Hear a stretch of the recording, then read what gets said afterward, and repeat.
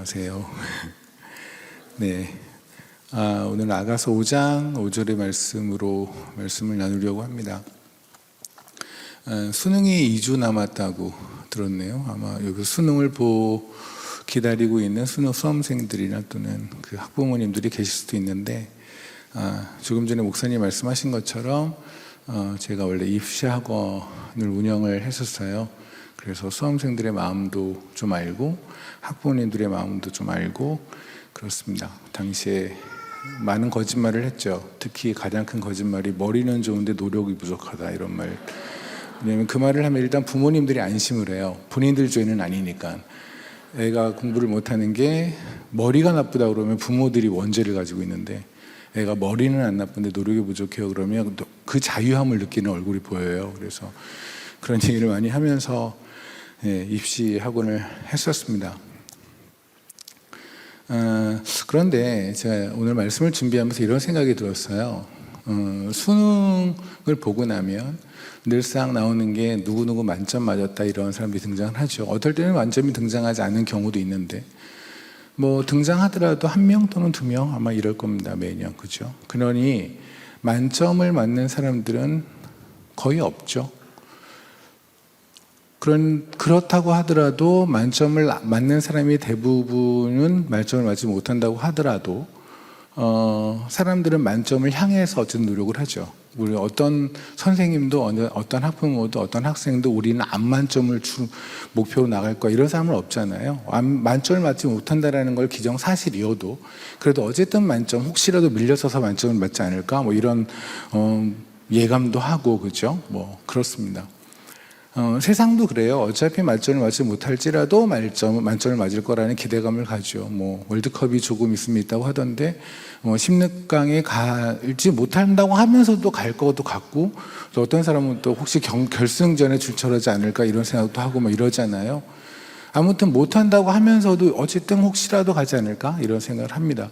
그런데 세상에서조차도 그러는데, 가장 중요한 영적인 존재로 거듭난 우리들이 교회에서 하나님이 원하시는 만점의 삶을 살아가지 못함이 너무 당연하고, 당연하게 여기고, 또 그렇게 살아가지 못하는 사람들한테 만점으로 살아갈 필요가 없다라고 교회에서조차도, 그러니까 성도도 만점으로 살아갈 의향이 없고, 그리고 교회도 만점으로 살아가라고 말할 의향이 없는, 그런 용기도 없고 그런 담대함도 없는 모습이 있지 않나라는 생각이 그냥 조심스럽게 들었어요. 무슨 말씀이냐면, 저희가 만점으로 하나님께서 살아가라는 것이 우리가 온전하게 그리스도인, 그러니까 성경에서 말씀하시는 모든 것을 다 지켜 살아라는 말씀은 아닐 거예요. 우리가 그 정도 수준의 인간이 아니라는 걸 아시기 때문에 주님께서 십자가에 달려 죽으신 거잖아요. 주님께서 우리에게 원하는 만점의 삶이라는 건 다른 게 아니라 어느 순간에서든 하나님이 옳다는 걸 고백하는 삶이 만점의 삶일 거예요. 예를 들면 우리가 하나님이 원하는 대로 살아가지 못합니다. 그래서 하나님이 우리에게 고난을 주셨어요. 그 하나님은 오르세요. 우리가 그렇게 살아가지 못하는 마음에 찔림이 와요. 그 하나님은 오르세요. 내가 이해가지 못하는 상황이 있는데, 하지만 그럼에도 불구하고 하나님은 오르세요. 그 하나님을 오르심을 고백하는 게 바로 만점의 삶이라고 생각이 드는데, 사실 그리스도인들이 조금 전에 영상에서 나왔는데, 우리가 복음을 전한다고 하는데 복음을 전하는 게 과연 무엇인가? 그냥 사람들한테 가서 요한복음 3장 10절을 읽어주고, 예수님이라는 존재가 있는데 당신을 위해 십자가 달려 죽었습니다 라고 말하는 것, 그것이 전도고 그것이 복음을 전하는 것인가? 복음이 분명히 기쁜 소식이라고 하는데, 그렇다고 머리에다 꽃을 얹고 칠랄레 팔랄레 다니면서 늘상 웃고 다니는 게 복음을 전하는 자의 태도인가? 세상에는 하도 이해하지 못하는 일이 벌어집니다. 뭐 최근에도 그런 일이 벌어졌고 예전에도 벌어졌고 늘상 벌어지죠. 왜 그렇게 젊은이들이 죽어야 하고, 또 그런 상황에서 왜 그런 일은 벌어졌고, 때로는 기후 이상 때문에, 때로는 어떤 풍랑 때문에, 쓰나미 때문에, 때로는 전쟁 때문에, 또는 사건, 사고 때문에 누군가가 피해를 당하고 죽고 하는 이해 못하는 상황들이 참 많이 벌어지죠. 그때마다 그리스도인들은 침묵을 해요. 하나님이 옳다고 말하지 않아요. 왜요? 하나님이 옳다고 말하면 세상이 까이거든요. 하나님이 안 오르세요? 우리가 이해하지 못한다는 이유 하나 때문에 하나님은 틀렸나요? 근데 이것이 우리가 지금 현재 살아가면서 늘상 하나님을 향해서 따지고 있는 거라는 말입니다. 아마 이런 생각을 하실 거예요. 우리가 예배자인데. 물론 세상이 이해하지 못하는 하나님을 정확하게 그들한테 하나님은 옳다라고 말할 용기도 없고 또 사실 그런 기회도 많이 없긴 했지만, 그럼에도 불구하고 우리가 하나님을 향해 대들거나 하나님은 틀렸습니다 라고 말하는 건 아니지 않나? 라고 여러분이 고개를 갸우뚱거릴 수 있을 것 같아요. 또 오늘같이 모여서 이렇게 찬양하고 예배하고 하는 경우를 보면 여러분, 예배가 뭐라고 생각하세요? 적당한 예배의 형식을 취하고 거룩한 행위를 한 다음에 하나님에게 내가 원하는 것을 뜯어내는 것? 그렇다면 그건 거래죠. 여러분 시간을 투자하신 거고, 헌금이란 돈을 투자하신 거고, 건전하고 약간 거룩해 보이는 행위를 투자하시고 하나님을 감동시켜서 하나님한테 여러분이 원하는 걸 얻고자 하는 거잖아요. 만약에 그렇다면 그것은 예배가 아니죠. 예배라는 건 뭐냐면 월십이에요. 우리의 모든 가치를 하나님께 드리는 것. 우리의 모든 가치는 틀렸었거든요. 이제 하나님의 가치만이 옳거든요. 하나님으로 우리는 살아났거든요. 그냥 무한하게 하나님께 감사합니다, 감사합니다, 감사합니다 하는 곳이 찬양이고, 그리고 그것이 예배인데, 우리는 예배라는 형식을 빌어서, 기도라는 형식을 빌어서 우리가 원하는 모든 것을, 그 불평을 존댓말로 쏟아놓는 거예요. 하나님은 전능하시고 말을 하는데, 하나님 제가 이거 필요한데 왜 안 주세요? 이 얘기를 하고 싶은 거죠. 결국 뭐냐면 오늘 나에게 하나님은 옳지 않으세요. 왜? 그걸 안 주셨으니까. 그걸 주셔야 하나님은 옳으세요. 그 얘기는 다시 말하면 하나님은 틀리신 거죠. 그걸 주실 때까지는. 우리가 그걸 불평을 하거나 쌍욕을 하진 않아요. 우리는 굉장히 거룩한 말을 써요. 건전한 말을 써요. 그 성경에 있는 시편의 말씀도 인용하면서 굉장히 하나님을 높이는 것처럼 말하지만, 우리가 하는 본론은 사실은 그게 아니에요. 하나님을 높이는 것이 본론이 아니에요. 하나님에게 내가 원하는 걸 얻어내는 것이 본론이죠. 만약에 우리가 그렇다면 그것은 하나님한테 틀렸다고 하는 것과 같은 거겠죠. 하나님이 틀렸다라고 말을 하는 자를 하나님은 그리스도인이라고 부르기를 매우 주저하실 거라고 저는 생각하거든요. 우리가 해야 되는 만점의 삶은 다른 게 아닙니다. 하나님에게 하나님 당신 옳습니다라고 말을 하는 거예요. 그러면 만약에 성도가 그가 하나님에게 불평을 갖고 있어요. 물론 그 불평을 불평이라고 말하지는 않아요. 하지만 그것을 기도라는 이름으로, 예배라는 이름으로 불평을 쏟아내고 있어요. 그럴 경우에 교회에서는 사람들에게 가서 당신은 틀렸습니다, 그렇게 하면 안 됩니다, 하나님은 당신한테 잘못한 게 하나도 없습니다, 하나님은 선하십니다 라고 말을 해야 옳은 거거든요. 그런데 이제는 교회조차도 침묵을 해요. 왜냐하면 그러면 성도들이 위로를 얻지 못하니까. 시므이라는 사람이 있습니다. 성경에 보면 나이가 나오진 않았지만 꽤나 연세가 있으셨던 분 같아요. 그분은 이스라엘의 위로를 기다려요. 그러다가 하나님의 영이 임해서 예루살렘에 있는 성전으로 가게 돼요. 거기에서 그가 그토록 기다렸던 이스라엘의 위로를 만나게 된다는 하나님의 말씀이 있었어요. 가봤더니 아기 예수를 품에 안은 마리아와 요셉이 등장을 해요. 그때 그 시므이가 그 사람을 보게 되죠. 그 아기 예수를 보게 되죠. 그리고 하나님의 영에 의해서, 물론 겉으로 본다면 아기 예수가 왜 그리스도가 되겠습니까? 아기일 뿐인데.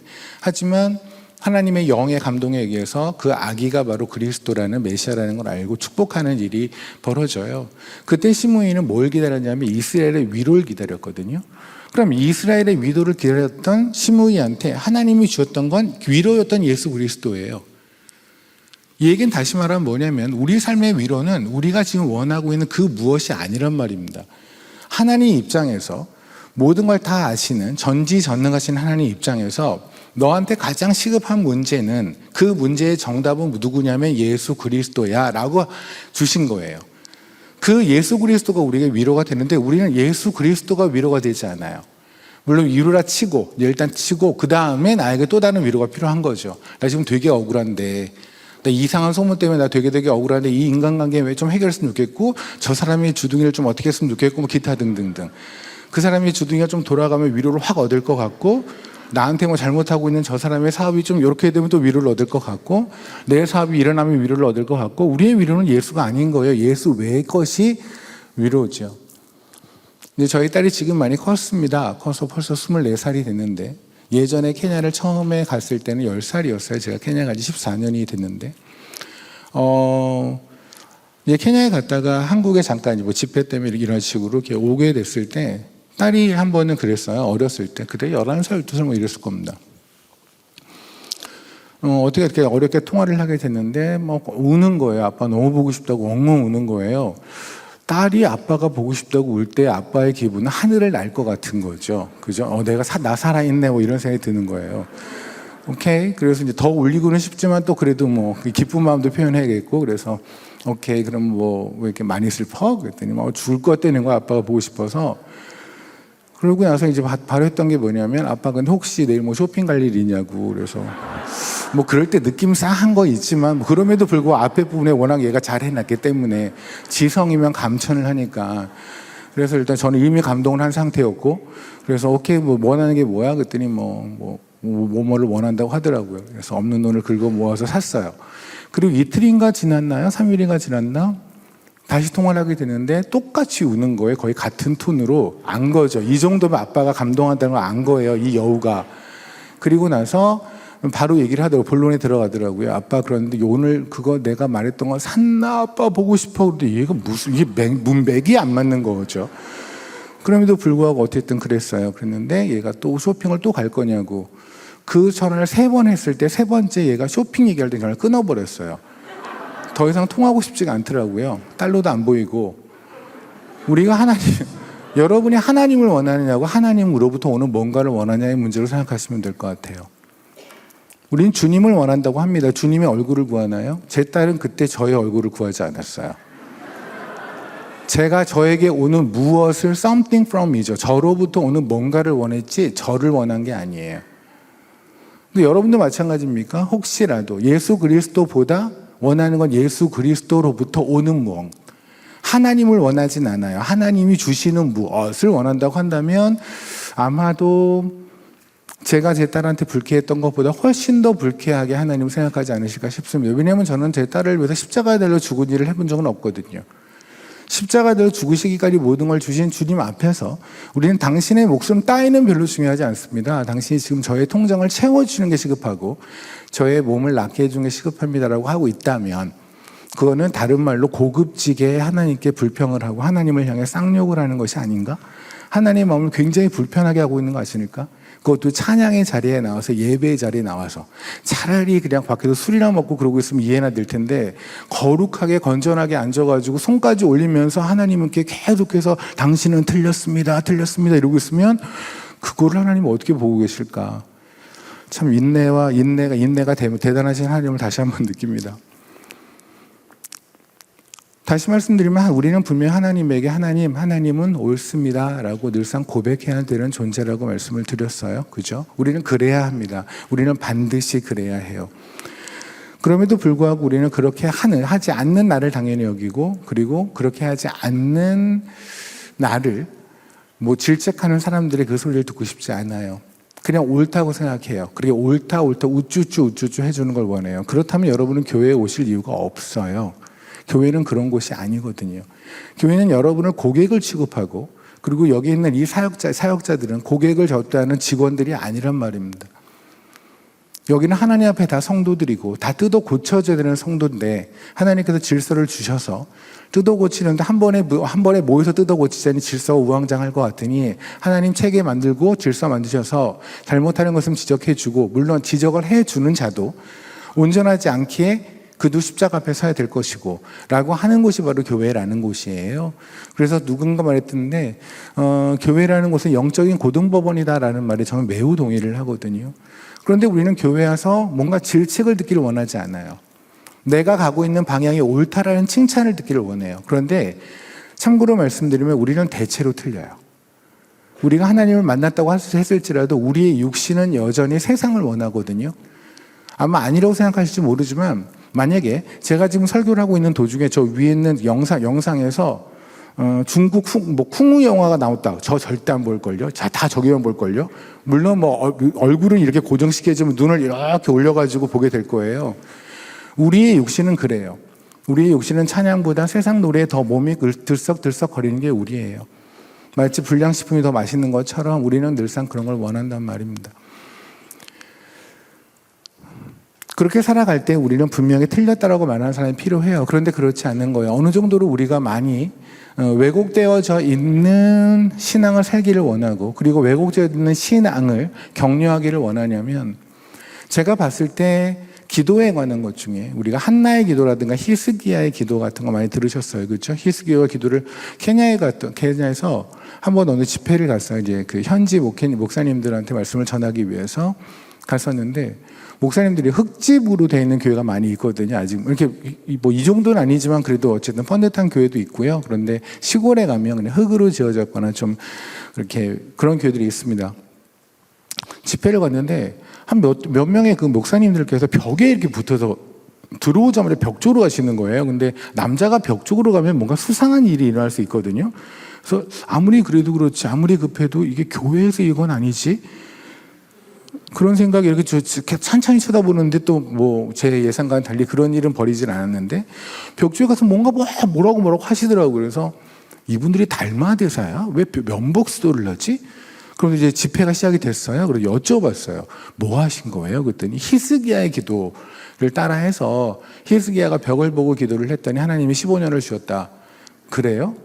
아프시면 그럼 벽을 보고 가세요. 왜 절 보지 마세요. 벽을 보고 계시면 아마 15년을 얻을 수 있을 거예요. 그런 건가요? 히스기야의 기도의 포인트는 히스기야가 열심히 기도했더니 하나님에게 15년을 얻었다. 이것이 히스기야의 기도의 포인트예요. 벽을 보면서 세상 보지 않고 그냥 열심히 소리 질러서 기도했더니 하나님이 그걸 주셨다. 15년을 주셨다. 감동했다. 지성이면 감천이다. 기독교는 지성이면 감천이라는 종교가 아니에요. 여러분이 언제 하나님에게 구원해달라고 말한 적 있어요? 여러분이 언제 예수님 십자가 달려 죽으심으로 저를 구원하십시오라고 말해본 적 있으세요? 어느 날 갑자기 우리 인생에 갑자기 훅 들어오신 거 아닙니까? 맞죠? 우리는 한 번도 예수 그리스도를 달라고 해본 적이 없어요. 구원자를 달라고 해본 적이 없어요. 아니, 우리가 한 일은 예수 그리스도를 죽이기밖에 안 했어요. 베드로가 그랬죠. 설교 중에 얘기하잖아요. 너희가 바로 예수를 죽였다. 우리가 한 일은 예수를 죽인 일밖에 안 했어요. 우리 중에 단 한 명도 예수를 사랑해 본 적이 없어요. 예수를 만나기 전에는. 맞지 않나요? 그렇잖아요. 우리는 한 번도 하늘을 감동시켜 본 적이 없어요. 그냥 하늘이 스스로 감동하셔서 그분이 그분의 사랑에 취하셔서 우리를 사랑하셨지, 우리가 하나님에게 이렇게까지 사랑을 받을 만한 짓을 우리는 해본 적이 없단 말입니다. 여러분도 그렇고 저도 그렇고. 그런데 뒤늦게 갑자기 왜 지성이면 감천이래요? 갑자기 기도를 1000일 동안 하고 10,000일 동안 하면 하나님께서 감동해서 내 삶을 보호해 주실 거라고. 왜 이게 기독교예요? 아니잖아요. 그럼 절에 가셔야죠. 그런 기독교는 없어요. 기독교는 어떤 거냐면 오늘 우리에게 주신 하나님, 그 하나님이 오늘 주신 오늘이 하나님의 최선이라는 걸 인정하는 거예요. 내 통장을 봐도, 내 건강진단서를 봐도, 내 무엇을 봐도 하나도 옳아 보이지 않고 나아 보이지 않은데, 그런데 그 하나님이 옳은 걸 믿음으로 고백하는 거예요. 눈이 아니라. 내가 눈으로 보는 통장과 내가 눈으로 보는 이력서와 눈으로 보는 무엇이 아니라 믿음으로 고백하는 거예요. 하나님 모르십니다, 당신은. 물론 세상 사람들이 말을 하겠죠. 왜 하나님이 오라? 설명하지 못하죠. 하지만 우리는 선포하는 거예요. 하나님은 오르세요. 그래서 우리는 복음을 설득하지 않고 선포한다고 얘기를 하잖아요. 히스기야는 하늘을 감동시킨 적이 없어요. 그건 단 하나, 히스기야는 하나님을 알았어요. 그는 하나님의 뜻을 구했어요. 무슨 말씀이냐면 열왕기하 20장에 보면 히스기야가 기도하는 장면이 나옵니다. 그리고 나서 하나님께서 15년을 더 주세요. 이사야를 보내서 히스기야한테 너 이제 곧 죽을 거야 라고 하는 청천벽력 같은 소식을 듣게 되고, 히스기야는 기도를 하는데 무슨 기도를 했는지는 성경에 나오지 않아요. 그냥 벽에 가서 그가 너무 슬퍼서 울었다. 우리는 보통 이렇게 짐작하는 거죠. 히스기야도 우리 수준으로 생각하니까 죽는다는 사형 선고를 받았으니 죽기 싫어서 하나님에게 더 달려달라고 매달렸겠지. 그건 다 그렇잖아요. 뭐 수준이, 제 수준이 그 정도니까 다 그렇게 보는 거죠. 근데 히스기야가 뭐라고 됐는지 몰라요. 그런데 15년을 받고 나서 21장에 보면 1절에 이렇게 나와요. 그의 아이의 이름이 므낫세인데, 므낫세가 13살이 되었을 때 왕이 되었더라 라는 얘기가 나와요. 살짝 계산을 해보세요. 히스기야가 죽는다고 선고를 받았어요. 그리고 하나님이 15년을 주셨어요. 그리고 나서 므낫세가 왕이 된 게 13살이래요. 아들이 왕이 된다는 건 아버지가 죽었다는 얘기잖아요. 그러면 히스기야가 죽은 게 므낫세가 13살 때 죽었다는 얘기예요. 그 얘기는 히스기야가 사형 선고를 받았을 때 므낫세는 없었다는 얘기예요. 이 얘기는 무슨 말이냐면 하나님께서 다윗을 통해서, 다윗의 씨를 통해서 예수 그리스도를 주겠다는 그 약속을 히스기야 입장에서는 성취가 안 되는 거예요. 왜요? 자기 자식이 없으니까. 히스기야는 자기의 목숨이 더 사는 게 중요한 게 아니었단 말입니다. 하나님의 나라가 욕을 먹지 않고 하나님의 이름이 욕을 먹지 않는 거. 왜? 만약에 혹시라도 내가 씨앗이 없는 상태에서 죽었는데, 물론 하나님이시니 어떻게 일을 하시겠지만, 추가사람 인간이 알고 있는 우리의 상식으로 한다면 내 밑에 씨앗이 없잖아요. 내가 지금 다윗으로 내려온 씨앗인데 그 밑에 씨앗이 없는데 어떻게 하나님이 언약을 지켜요? 이게 바로 하나님의 나라와 의의를 구하는 기도였을 거란 말입니다. 이게 히스기야의 기도예요. 그런데 우리는 히스기야의 그 진심은 중요하지 않아요. 그냥 히스기야가 그렇게 해서 15년을 얻었다라는 거면 중요해요. 왜요? 우리는 당장 나를 아프게 내버려 두시는 하나님이 옳지 않거든요. 우리는 계속해서 하나님한테 고치시라고 얘기를 해요. 하나님 빨리 마음을 바꾸세요라고 얘기를 해요. 당신은 틀렸으니까. 나를 지금 아프게 하고 나를 힘들게 하고 나를 어려운 환경에 내버려 두는 당신은 틀렸어요. 내가 하나님께 알려드릴게요. 당신이 지금 옳아지는 방법은 무엇이냐면 이것을 빨리 뜯어 고쳐서 저에게 15년을 주시면 이제 하나님은 선하신 하나님이 될 거예요. 라고 말을 하는 거죠. 전능하신 하나님에게 피조물이 훈수를 둔다? 조언을 한다? 말이 되나요? 말이 안 되는 걸 우리는 기도를 통해서 하고 있다고요. 전능하신 하나님이라고 말을 하고 하나님에게 계속 가르쳐요. 하나님 저희가 이걸 주셔야죠. 에휴 왜 이렇게 게을르세요? 화이팅 하나님 주셔야 왜 이래? 왜 뭐야 하나님. 오죽하면 하나님과 씨름해서 이기라고 얘기를 해요. 하나님을 이기래요. 말이에요? 만약에 제가 알고 있는 어떤 애가 와서 제 샌디한테, 저 딸 이름이 샌디인데 샌디한테 와서 너 어떻게든 아빠를 이겨먹어라. 그 얘기를 제가 들으면은요 그 조둥아리를 어떻게 자식한테 아버지를 이기라고 얘기를 해요? 어떻게 피조물한테 창조주를 이기라고 얘기를 해요? 씨름을 해서? 그렇게까지 여러분의 뜻이 이기는 것 같아요? 여러분의 뜻이 선하신 것 같아요? 천만에 그렇지 않아요. 한나의 기도를 얘기를 합니다. 사람들은 한나처럼 기도하죠. 저는 한나처럼 기도하는 게 뭔지 모르겠어요. 성경에 뭐라고 적혀있는지 모르겠습니다. 저도 성경을 봤다고 봤는데 한나의 기도는 어떻게 하는 걸까요? 한나는 자식이 없었어요. 슬펐어요. 한나처럼 기도했더니 자식이 생겼다. 그걸 이제 연장해서 굉장히 이렇게 확장하다 보면 뭐 당신이 돈이 없으면 한나처럼 기도하면 돈이 생길 것이고 당신이 뭐를 원하는데 그게 없으면 한나처럼 기도하면 또 하나님께서 주실 것이고 뭐 이렇게 이제 확장해서 해석하는 것 같은데 여러분이 한나의 기도에 한나의 내용을 보면은요 사무엘상에 보면 이래요. 한나는 슬퍼요. 아기가 없다고 해서 막 슬퍼요. 거기까지 맞아요. 슬퍼서 막 그냥 혼자 기도를 하고 있었던 것 같아요. 엘리 제사장이 옵니다. 와가지고 물어보는 거예요. 한나한테 와서 무슨 일이세요? 그런데 한나가 기도하는 모습이 마치 술 취한 사람 같았나 봐요. 그러니 엘리 제사장이 이렇게 말합니다. 아유 독주를 끊으세요. 아마 그래서 이랬나 봐요. 그냥 한나가 입장에서 억울하겠죠. 아니 내가 술 먹고 기도한 거 아닌데? 그러니까 한나가 얘기를 합니다. 저 그런 여자 아니에요. 저 술 먹고 이렇게 기도하고 그런 여자 아니에요. 그때 엘리가 그래 이스라엘의 하나님이 당신과 함께 있을 겁니다라고 얘기를 해요. 이거는 굉장히 평이한 인사말이에요. 만약에 어떤 자매님이나 어떤 형제님이 앞에서 기도를 하고 계신다면 저도 그럴 거예요. 지나가다가 형님 무슨 기도를 이렇게 막 울면서 하세요? 그러면 뭐 형님 얘기를 하겠죠. 사실 뭐 이러이러한 일이 있습니다. 그럴 때 제가 하나님 안 들으세요. 이렇게 말하진 않을 거 아니에요. 말 같지도 않은 기도를 하고 있어. 이러진 않겠어요. 아무리 제가 개인적으로 그걸 마음에 안 들어 하더라도 일단 저는 그렇게 말할 겁니다. 그 하나님 반드시 들으셨을 거예요. 이렇게 말을 하겠죠. 엘리 제사장은 지금 한나를 위해서 뭐 대신 기도를 하고 뭐 피를 쏟아내며 기도하고 이런 분위기는 아니고 그냥 지나가는 말에 예의상의 발언을 한 거예요. 우리 사역자분들이 여러분들이 기도할 때 하나님이 다 들으셨을 겁니다라고 물론 진심으로 하셨겠지만 뭐 때로는 지나가는 말로 하시는 그런 얘기. 그렇게까지 웃으면 뭐가 돼요 사람이. 이제 그렇게 하는 것처럼 엘리 제사장이 얘기를 했을 겁니다. 엘리 사역자가 그렇게 얘기를 했겠죠. 근데 그 다음 주에 여러분이 가서 오늘 성경을 읽어보세요. 한나는 그 얘기를 듣고요. 그 뒤로는 근심빛이 없더라. 그리고 아이를 가져요.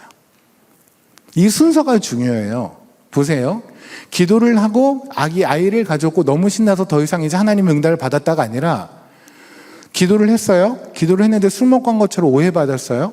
근데 그냥 사역자가 지나가면서 하나님이 들으셨을 거예요. 하나님 아버지가 들으셨을 거예요. 라는 말을 했어요. 그 얘기를 듣고 나서 다시 한나는 기도를 했더라가 아니에요. 그냥 그 뒤로 얼굴에 근심빛이 없더라. 그리고 아이가 생겼다고요. 이게 무슨 얘기냐면 한나의 기도에서 포인트는 이거예요. 그 다음에 한나가 아이를 얻은 다음에 그 이후에 하는 한나의 기도를 보시면 돼요. 시종 일관 찬양. 무슨 말이냐면 아기를 얻었으니까 찬양하는 게 아니에요. 한나는 뭐를 놓쳤었냐면 자기가 기도하는 하나님이라는 존재가 나의 아버지라는 걸 놓친 거예요. 하나님의 아버지예요. 그분이 나의 아버지가 되시기 위해서 하신 일이 뭔지 아세요? 독생자를 주신 거예요. 근데 그분이 안 주신대요, 그거를. 그럼 나는 없어야 되는 거예요, 그게. 아버지 입장에서, 아버지 결론에서 내가 지금 당장 죽고 아파서 죽는 게 맞대요. 그러면 그게 맞는 거예요.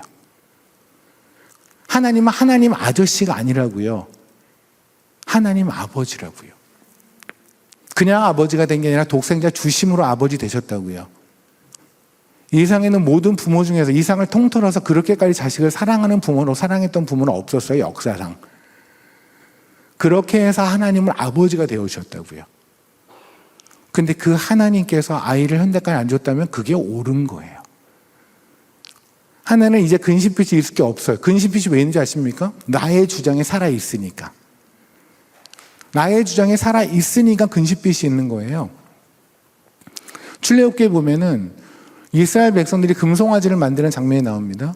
그때 그 1절에 나온 얘기가 있어요. 그들이 모세를 기다리는데 자기네들이 생각했던 때보다 더 늦게 내려오니 금송아지를 만들어요. 무슨 말이냐면 우리는 기도를 하거나 뭐를 바랄 때에도 내가 원하는 때가 있어요. 하나님 요 때까지 주셔야 돼요. 그때까지 주시지 않으면 안 돼요. 이때부터 우리는 근심과 불평이라는 게 생겨나요. 다시 말하면 하나님이 하나님 되시는 걸 원하지 않아요. 하나님이 내가 원하는 하나님이 되기를 원해요. 우리는 하나님의 하나님 되심을 찬양하지 않아요. 그분이 내가 원하는 걸 해줬을 때 하나님으로 여겨주는 거예요. 그래서 성경에서 정의하는 데 있어서 우상을 정의할 때 이렇게 말하죠. 우상이란 나 자신을 위해서 만든 것. 그러니까 만약 혹시라도 여러분께서 하나님을, 여러분 자신을 위해서 하나님을 믿고 있다면 지금 현재 그럼 여러분은 하나님이라는 이름의 우상을 섬기고 계신 거예요. 에스겔에서 보면 굉장히 무서운 얘기가 하나 등장을 하는데요. 굉장히 무서운 얘기. 사실 이건 제가 선교를 하면서도 저 자신에게 정말 하루에도 몇 번씩 다짐하는 거고, 그 다음에 저를 다시 한번 좀 정신 차리게 하는 말씀이기도 한데, 에스겔서 8장에 보면 이렇습니다. 성전은요, 성전 뜰이 있어요. 여기가 성전 뜰이고요. 운동장을 생각하시면 돼요, 학교. 그럼 입구를 들어옵니다. 그 들어오면 운동장을 이렇게 가로지르죠. 운동장을 가로질러서 가면 건물이 나오잖아요. 학교 건물. 건물이 바로 성소예요. 그래서 운동장을 가로질러서 성소를 들어가서 성소 안에 들어가면 첫 번째가 성소, 그리고 커튼 휘장이 있고 그 뒤가 지성소라는 곳이에요. 그런데 이 문이 우리가 학교에 있는 교문처럼 이 문은 동문이에요. 그럼 어떻게 되냐면 아침에 들어가려면 해가 동쪽에서 뜨잖아요. 그러면 동쪽에서 뜨는 해를 등지고 들어갈 수밖에 없죠. 성전은. 맞잖아요. 그러니까 성전이, 그리고 나서 성소, 지성소는 다 저쪽에 있습니다. 그렇다면 사람들은 하나님을 바라보려면 태양을 바라볼 수가 없죠. 다 이렇게 돼야 되니까 방향이. 맞잖아요. 에스겔서 8장에 보면 뭐냐면 그들이 태양을 보며 예배하더라. 무슨 말인지 알겠어요? 성소에 들어와서 세상을 바라본다고요. 교회 안에 들어와서 세상을 바라본다니까요. 세상을 구하고 있다니까요. 교회 안에 들어와서 세상 것으로 행복한다니까요. 주 안에 들어왔으면 주님으로 충분해야 돼요. 주님으로 행복해드렸는데 주님 안에 들어왔는데 와서 주님의 이름으로 세상 걸 달라고 얘기하고 그 세상 게 없으면 난 슬프고 세상 게 있으면 기뻐요. 그럼 뭐예요? 뭐가 복음이에요? 세상이 복음이죠. 에스겔서 8장에서 말하는 성소 안에서 태양을 보고 예배하는 모습이 우리의 모습일 수도 있단 말입니다. 우리는 어떤 자들이냐면 나의 기도가 응답됐으니 기쁜 게 아니에요. 하나님 아버지라고 부르는 순간에 모든 게 내려놔지는 사람들이에요. 아, 내가 어저께까지 오늘 아침까지도 하나님 아저씨라고 생각했구나. 하나님의 아버지인데. 그럼 된 거지 뭐. 하나님의 아버지 되어주셨으면 된 거잖아요. 그죠? 아마 하나님이 그러실 거예요. 그래, 와봐봐. 뭐 할 말 있대. 뭐 오늘 이 기도의 제목이 한보따리라면 얘기해봐. 하나님이 여러분을 기도방에 부르셨습니다. 할 말 많죠. 그죠? 하나님 옆에가 까요. 나 이상해요. 입을 한번 여기까지만 어떻게 한번 해주시면 어떨까? 기타 등등등 기도 제목을 막 가지고 들어가요. 들어간 다음에 한나처럼 하나님 아버지라고 했는데 더 이상 할 말이 없는 거예요. 하나님 아버지. 대박. 하나님 물어보시겠죠. 왜 말을 안 하니? 찬양합니다. 사랑합니다. 뭐 할 말 많다며. 이게 다예요. 그러고 그냥 많은 거. 이게 찬양이, 이게 예배라고요. 이거를 회복시켜주는 곳이 교회고, 왜? 우리는 세상에 있다 보면 아니잖아요. 여기서 아무리 우리가 이 말씀을 듣고 다짐을 해도 세상에 나갔는데 갑자기 내 차보다 3배나 큰 차가 옆에서 있다면, 그리고 문을 내렸는데 걔가 고등학교 동창이면 열이 확 받는 게 맞거든요. 우리는 수준이 딱 그 수준이에요.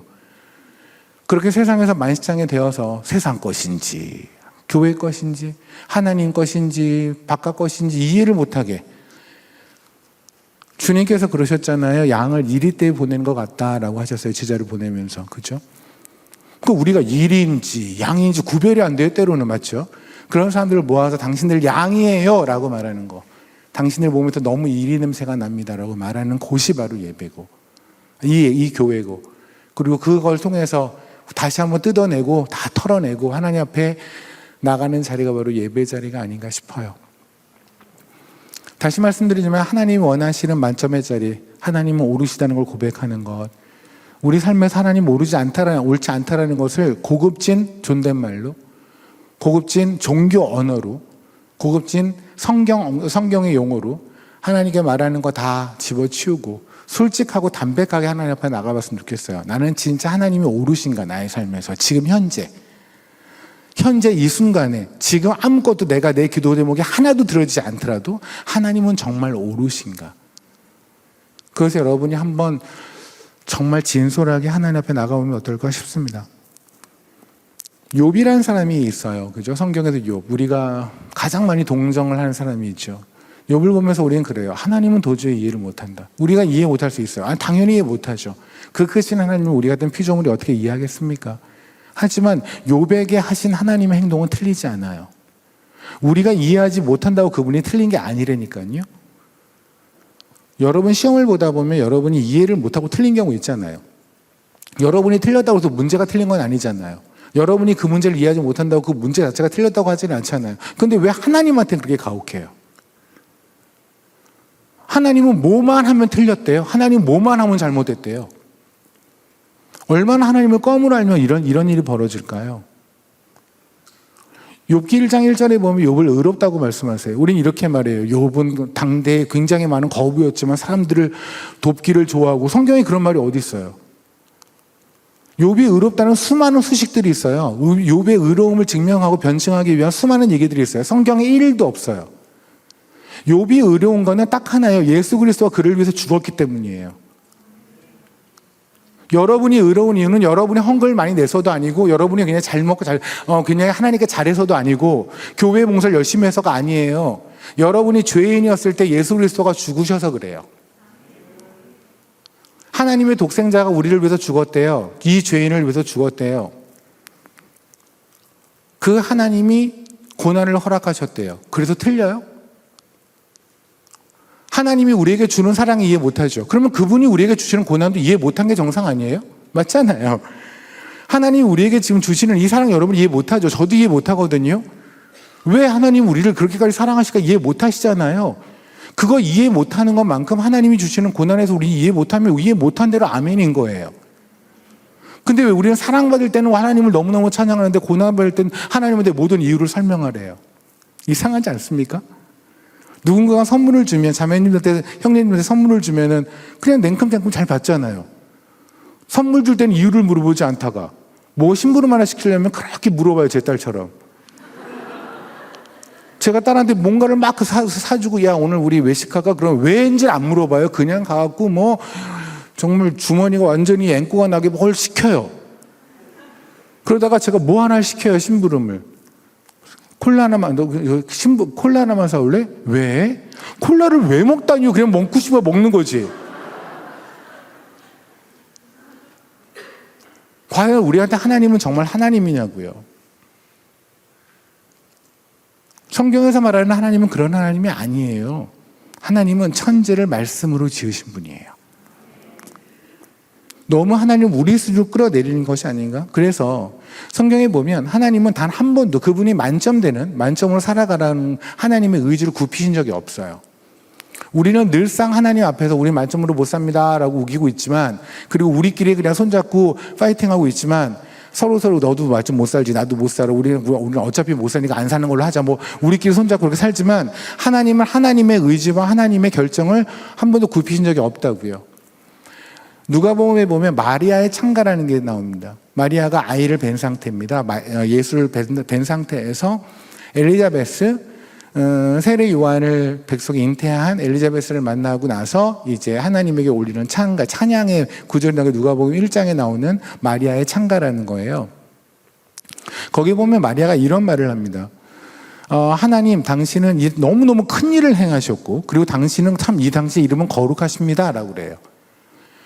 여기서 잘 생각해 보세요.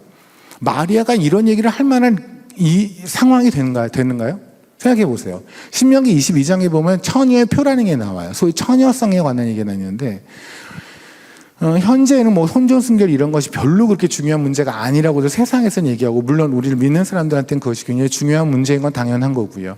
그건 남자나 여자나 뭐 동일하게 같습니다.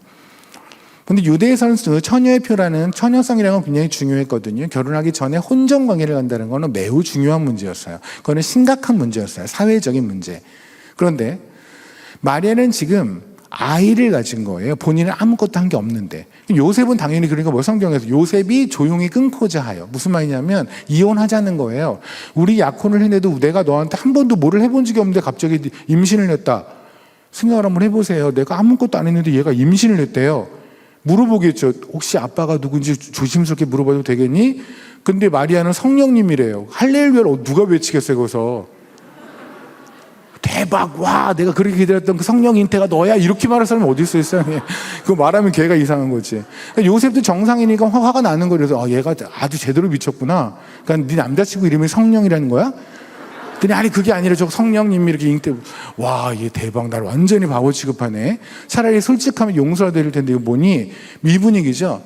이 분위기에서 천사가 나타나서 요셉에게 말을 하잖아요. 진짜 다 성령이다.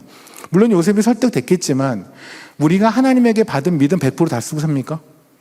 아니니까 요 모양이잖아요. 맨날 까이고 맨날 그냥 하나님이 징징거리고 세상한테 까이고, 제가 아까 말한 것처럼 이거는 좀비죠, 좀비. 하나님 앞에서 십자가도 죽었다고 그러는데 또 바닥바닥 살아요. 이거는 그러니까 교회 것인지 바깥 것인지 구별 안 되게, 일인지 양인지 구별 안 되게 사는 이유가 뭐냐면 우리가 하나님께 받은 믿음을 제대로 잘 사용하지 못해서 그래요. 맞잖아요. 어떨 땐 사용해요. 어떨 땐 사용 못해요. 전 요새 또 그런 업앤다운이 있었을 거라고 생각하거든요. 동의하실 겁니다. 왜냐하면 요셉도 사람이니까. 그러니까 어떨 때 생각하면 그래, 하나님께서 이렇게 주신 거지, 성령님께서 이렇게 잉태를 하게 한 거야 라지만 또 자다가 일어나면은 진짜일까? 이 생각이 왜 안 들겠어요? 그 마리아한테 가서 또 물어보겠죠. 야, 너 진짜 그게 하나님이 주신 거 맞지?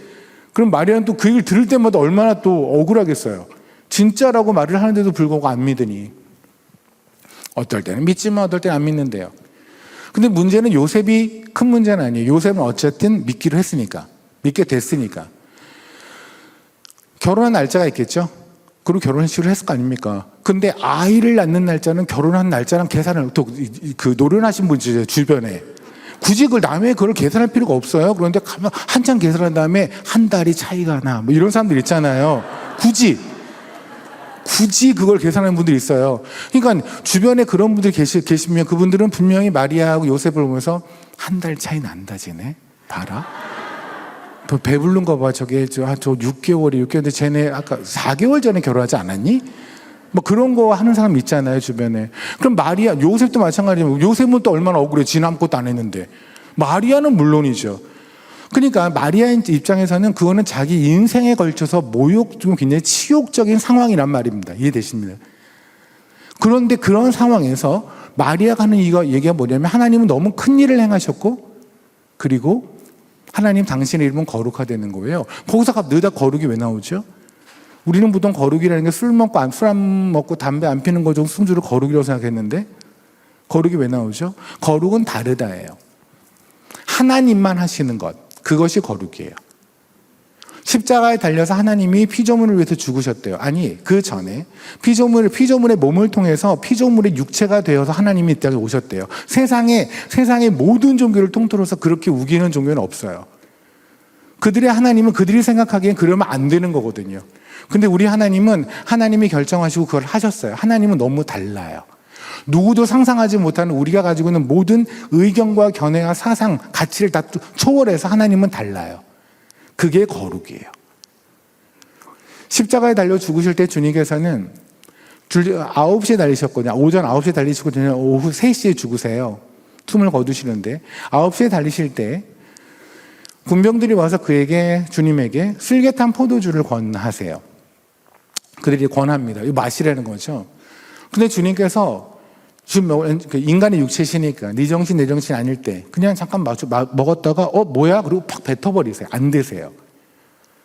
슬개탄 포도주는 뭐냐면 우리가 왜 사형수들이 보면 그 전날 그들이 뭐라는 거 먹고 싶은 거 다 사주고 뭐 이런다고 하잖아요. 다음날 죽을 거니까. 십자가라는 처형법은 사실 그 당시에는 일반적인, 물론 굉장히 잔혹한 거지만 일반적인 사형 방법이거든요. 그때 예수님 말고도 옆에 2명의 강도도 십자가에 달려 죽게 되잖아요. 십자가에 달려 죽일 때 마지막으로 주는 최후의 인간적인 자비가 뭐냐면 슬개탄 포도주를 주는 거예요. 왜냐하면 슬개가 마취 효과가 있거든요. 그러니까 슬개탄 포도주를 먹으면 나중에 못을 박으면 좀 덜 아픈 거예요. 그러니까 그들이 하는 마지막 배려죠. 그러니까 제가 만약에 거기에서 그 강도였다면 저는 좀 배가 터지게 먹었을 거예요. 좀이면 덜 아파요. 여러분 것도 안 그러겠어요? 그렇잖아요. 하다 보면 이빨 치료만 해도 마취 안 하면 미친 거 아니에요? 이런 사람들인데 당장 이분도 못에 박힐 건데 어쨌든 내가 잘못했든 잘했든 못에 박힐 건데요. 그렇잖아요. 근데 주님께서는 옆에 있는 강도들은 물론 성경에 적혀있지 않지만 분명히 그들은 벌컥벌컥 맞았을 거예요. 주님께서는 성경에 나와요. 입에 드시고 뱉어버렸어요. 왠지 아십니까? 주님은 덜 아프면 안 돼요. 우리가 아파야 되는, 우리가 십자가에서 받아야 되는 모든 고통을 다 받아야 얘네들이 정상적인 구원을 얻어요. 아마 여기서 아이를 낳아보신 분들은 알 텐데 아이를 가졌을 때 진통제는 안 먹죠. 왜요? 의사들이 그러잖아요. 진통제 괜찮아요 라고 말하는데도 안 먹죠. 왜요?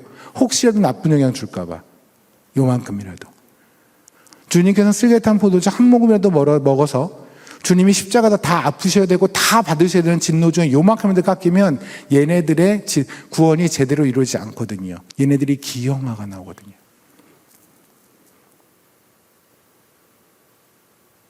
그분이 우리 하나님이에요. 세상에서 이런 하나님이라는 존재, 이런 신을 본 적 있나요? 그래서 그분이 거룩하다고요. 그래서 레위기에 이렇게 말씀하시는 거예요. 내가 거룩하니 너희도 거룩하라. 그 얘기는 술, 담배 끊어라. 내가 술, 담배를 끊었으니 너도 끊어라가 아니에요. 내가 다르니 너희도 다르게 살라는 얘기예요. 단순히 회식 자리에서 나는 그냥 저는 안 믿는 사람이니까 소주 안 먹어요. 이 정도 수준으로 얘기하는 거 아니잖아요. 여러분의 모든 삶에서. 세상 사람들이 전부 다 울 때 하나님이 웃으라고 그러면 웃는 거고, 나는 완전히 내 삶이 그냥 너덜너덜한데 하나님께서 가서 도와라 그러면 돕는 거고, 내 코가 석자인데 하나님이 하라 그러면 하는 거고, 세상에 도저히 이해하지 못하는 거를 믿음으로 살아가는 게 바로 거룩한 삶이에요. 그게 하나님 말씀하시는 내가 거룩하니 너희도 거룩하라예요. 하나님은 자신 있게 말하세요. 우리가 그렇게 살지 못한다는 걸 알면서도 불구하고 하나님은 자신 있게 말하세요. 거룩하게 살아라. 하나님은 우리가 만점으로 살아야 되는 그 상황에서 어떻게 우리가 다르게 살죠? 너무 무서워요. 안 무서울까요? 저는 제가 하는 사역 중에서 소말리아 국경 쪽에 하는 사역이 있어요. 1년에 한 4, 5개월 정도는 거기가 있는데, 거기 있을 때는 주일에 교회를 갈 때 제가 유서를 써놓고 유서를 책상에 올려놓고 가야 돼요. 왜냐하면 거기는 100% 무슬림이 살거든요. 거기는 교회가 군부대 안에 있어요. 군부대 안에 밖에 있으면 테러를 당할 수 있어요. 저희 교회는 군부대 안에 있는데도 불구하고 폭탄이 날라와서 저희 교회의 반이 다 타버렸거든요. 그럼 저희가 만약 예배 중이었다면 저는 여기 지금 없겠죠. 그러니 주일마다 거기를 갈 때 유서를 놓고 제 가족이라든가 사람들한테 저희 미니스트리에 있는 사람들한테 할 말을 간단하게 써놓은 거 올려놓고 그리고 가요. 1시간 정도 운전하러 가요. 소말리아 국경 쪽으로. 날씨는 45도예요. 참 더워요. 근데 가는데 만나는 차도 없어요. 한 대 정도 만나나요? 한두 대 만나나요? 가다 보면 만나는 거 기린하고 얘네들 치타 얘네들인데 걔네들 저를 기억할지 모르겠지만 어쨌든 저는 걔네를 기억하고 그냥 그리고 도착을 해요. 그리고 예배를 드리고 무사히 도착하면 또 예배를 드리고 그리고 또 무사히 도착하면 그 유서를 또 주머니에 넣고. 두렵죠. 두렵겠죠. 근데 두려운 게 옳은 게 아니란 말입니다. 왜냐하면 두려운 게 옳다는 얘기는 무슨 말이냐면 두려운 상황에 놓으신 하나님은 틀린 게 돼요.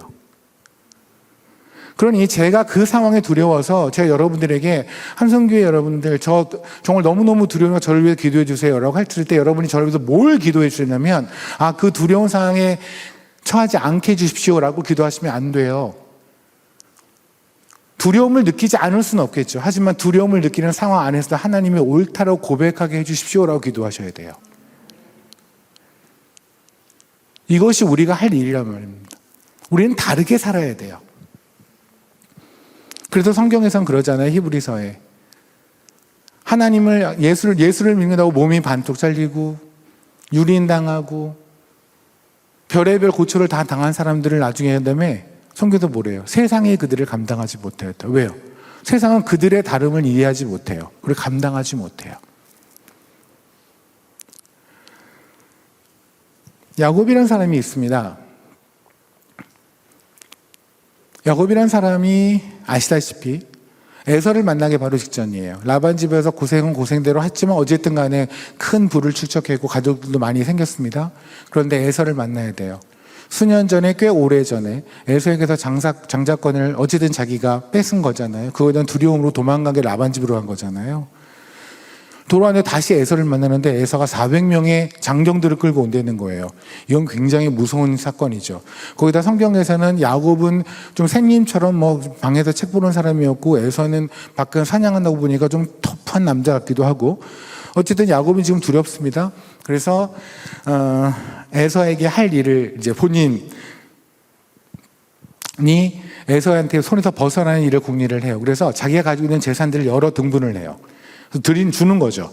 가족들하고 먼저 보내요.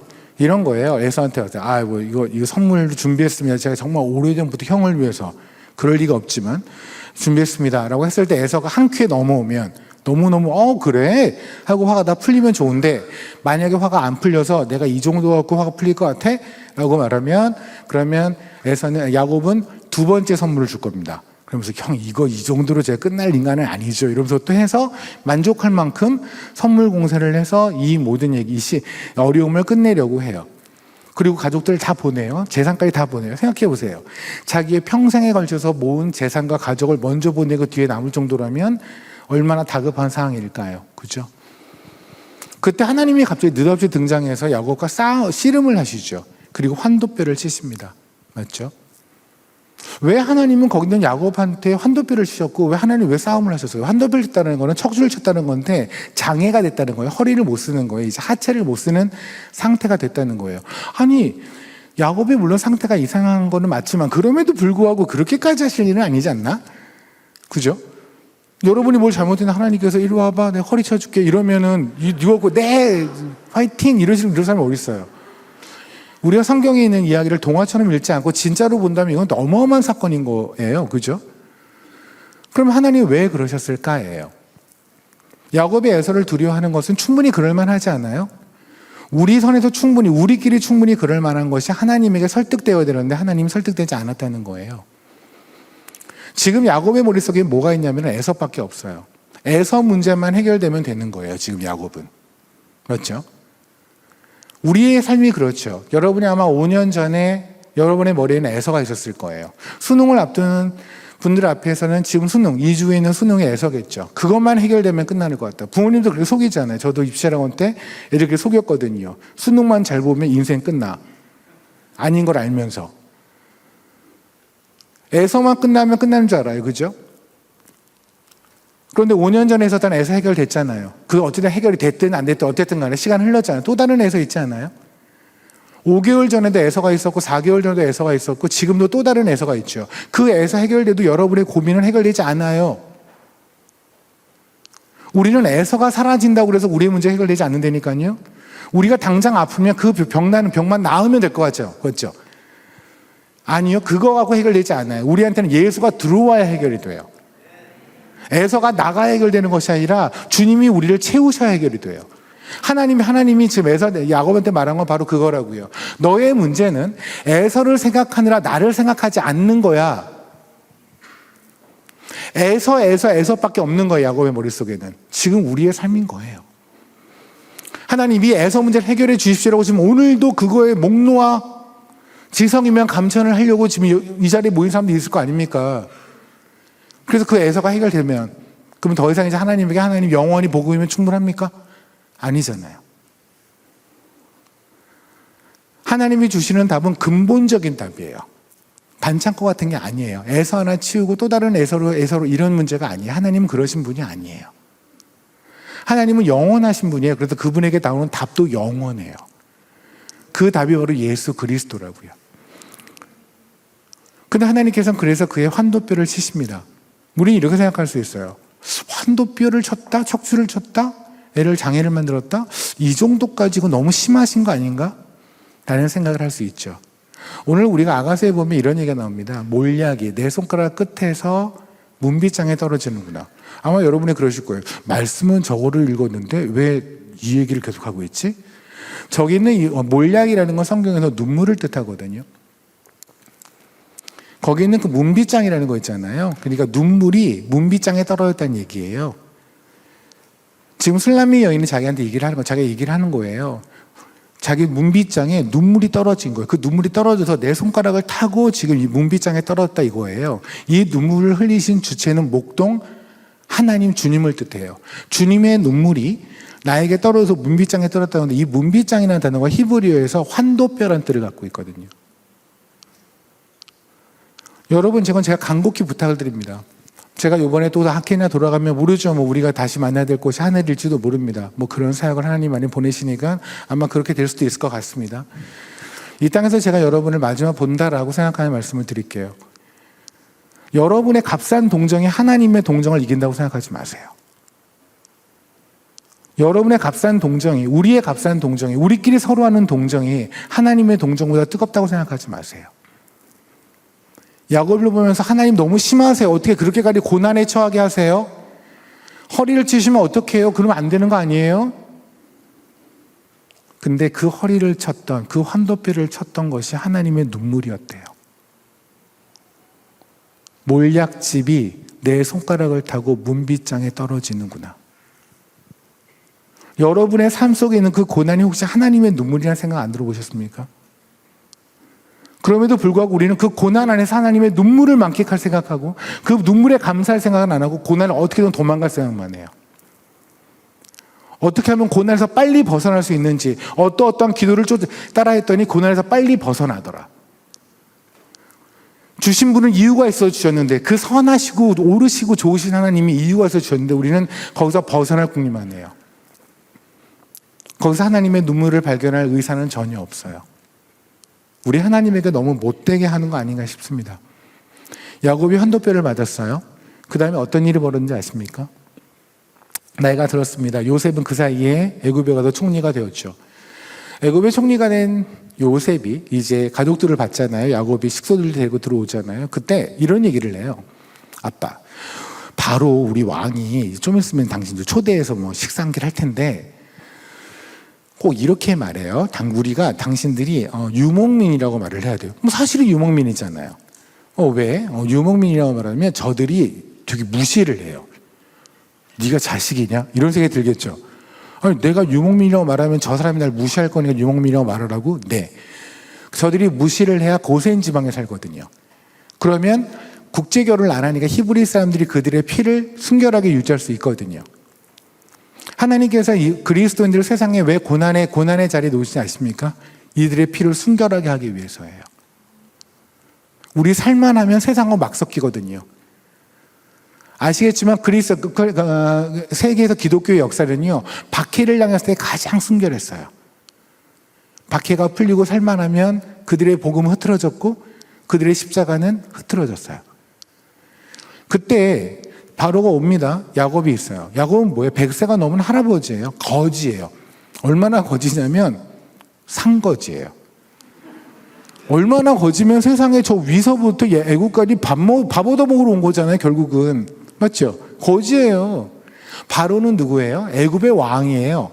애굽은 제국으로 크기 직전까지 컸어요. 제국 직전까지 컸어요.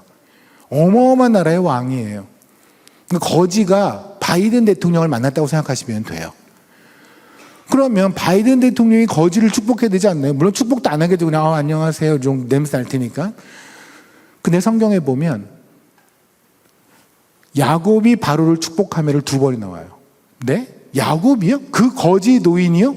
그 거지 노인이 바로를 축복한다고요? 세상의 모든 걸 가진 바로를 세상에 아무것도 가지지 않는 야곱이 축복한다고요? 네. 왠지 아세요? 그는 환도뼈를 맞으면서 알았거든요. 하나님은 옳다는 걸. 내 상황으로는 당신을 축복하지 못하지만 내 안에 있는 하나님이 있기에 내가 당신을 축복할 수 있는 걸. 여러분이 가진 거로는 세상을 축복할 수 없겠지만 우리 안에 있는 무한하신 하나님이 있기에 우리는 세상을 과감히 담대히 축복할 수 있다는 것. 그걸 하기 위해서 하나님은 우리에게 때로는 고난을 허락하시기도 하는 것 같아요. 이 땅에서 우리가 가지고 있는 가장 아름다운 이름이 그리스도인이라는 이름이라고 저는 믿습니다. 그리스도인은요, 그리스도인으로 살면 되는 거예요. 여러분이 가지고 있는 또 다른 이름이 있을 수 있어요. 변호사일 수도 있고, 의사일 수도 있겠고요. 뭐 과장님일 수도 있고, 부장님일 수도 있겠고, 학생일 수도 있고, 또 다른 이름이 있겠죠. 그런데 그 이름은 영원하지 않아요. 좀 있으면 사라질 이름이에요. 하지만 성도라는 이름, 그리스도의 이름은 영원히 있는 이름이에요. 이 이름을 잘 살게 하기 위해서 하나님은 때로는 우리 삶에 고난이 필요하신가 봐요. 사실 저도 많이 고민했었어요. 왜 하나님은 저를 좁은 길로 부르실까? 왜 고난을 주실까? 어렸을 때 제 딸은 늘상 물어봤어요. 아빠 죽으면 어떡해? 늘상 뭐 죽는다는 데를 가니까 아빠 죽으면 어떡해? 뭐 저라고 뭐 죽는 데를 가 너무 신난다, 딱 빨리 죽고 싶어 이러진 않겠죠, 그죠? 그런데 하나님이 보내세요. 뭘까? 하나님께서 우리를 좁은 길로 보내시는 이유는 아마 이런 거라고 저는 생각하는데 여러분이 동의하실 거라고 저는 생각이 들거든요. 남녀가 있다고 칩시다. 근데 여기 있는 자매님이 형제님한테 좀 이렇게 마음이 있어요. 형제님이 보니 굉장히 우수하게 생겼고, 그리고 뭐 아주 그냥 착하게 선하게 잘생겼어요.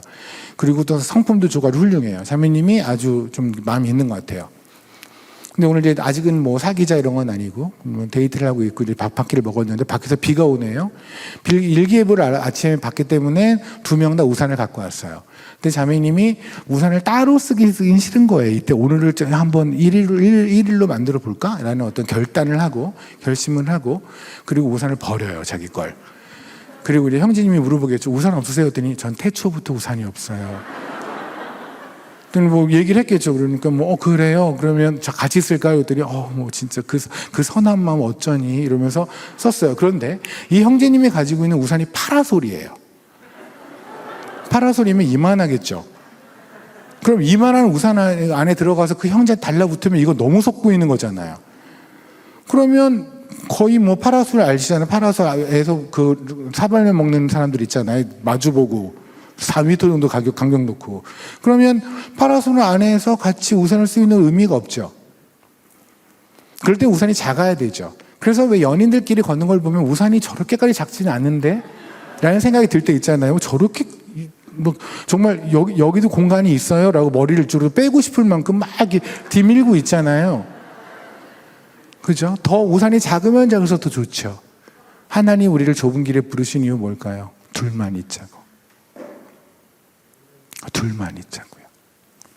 안 그래요? 우리 너무 딴 생각하거든요. 너무 딴 거 보거든요. 하나님이 우리에게 고난을 주실 때 하나님이 기뻐서 세디스처럼 너 우리에게 학대를 하고 하나님께서 세게 웃고 있는 그런 거 아니에요. 오늘 아가서에서 말씀하셨잖아요. 하나님이 우리의 환도뼈를 씻을 때, 우리에게 고난을 주실 때는 우리가 서로를 위로하는 정도의 흘리는 눈물과는 상대도 안 되는 하나님이 흘리시는 눈물이라고요. 하나님도 그 눈물을 이제 그만 거두고 싶고 이제 그만 고난에서 꺼집어내고 싶으실 거예요. 그럼에도 불구하고 하나님께서 오늘도 우리를 그 안에 두시는 이유, 아마도 우리가 여전히 딴 거를 보고 있나 봐요. 하나님이 우리와 더 많은 더 진한 로맨스를 가지고 싶으신가 봐요. 그 좁은 우산 안에서 좁은 길에서 하나님과 깊이 동행하는 여러분이 되면 참 좋겠습니다. 우리 서로 이랬으면 좋겠어요. 우리가 서로 어땠으면 좋겠냐면 누군가가 하나님이 틀렸다라는 이야기를 기도를 통해서든 뭐를 통해서든 하나님에게 한다면 옆에서 하나님이 옳다라고 자신 있게 말하는 사람 됐으면 좋겠습니다. 제 딸이 물어봤어요. 아빠 죽으면 어떡해? 너 죽으면 하나님께 뭐라고 기도해야 돼? 제가 딸한테 했던 얘기가 있어요. 아빠 죽으면 딱 그 죽을 무덤에서 아니면 죽은 현장에서 이렇게 말해. 하나님은 오르세요. 하나님이 오르시다고 늘상 고백하는 한송교회 모든 여러분이 되면 좋겠습니다. 하나님이 틀렸다고 말하는 자에게 아니라고 자신 있게 말하는 여러분이 되면 좋겠습니다.